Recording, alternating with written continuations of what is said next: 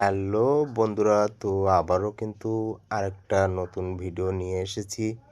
এটা কিন্তু সরস্বতী পূজার সময় আমরা ঘুরতে গিয়েছিলাম তার একটা ভিডিও। তো আপনাদের সাথে শেয়ার করছি। তো বন্ধুরা, ফার্স্ট টাইমেই কিন্তু প্যান্ডেলের ভিতরে ঢুকলাম এবং এখানে কিন্তু অজগর সাপ আদিম মানুষদের শিকার এভাবেই করতো তার একটা চিত্র তুলে ধরেছে।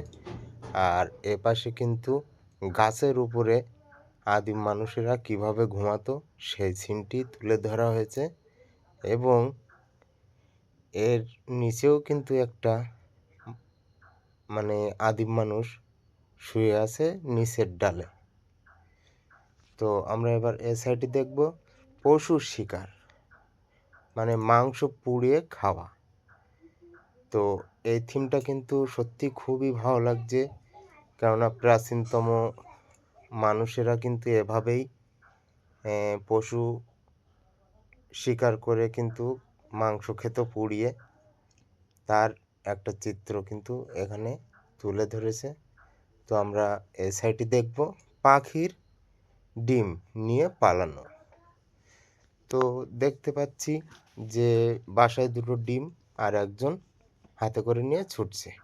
এখানে আগুন জ্বালানোর কৌশল তুলে ধরেছে আমাদের মা সরস্বতীর কিন্তু প্যান্ডেলটিই।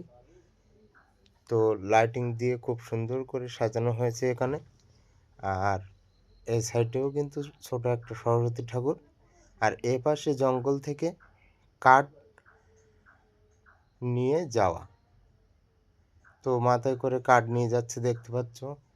এ সাইডে কিন্তু জঙ্গলি হাতির আক্রমণ, মানে জঙ্গলে গিয়ে কিভাবে হাতির আক্রমণ করতো তার একটা চিত্র। এখানে কিন্তু বাঘ শিকারের একটা শিকার নিয়ে যাওয়ার একটা ভিডিও।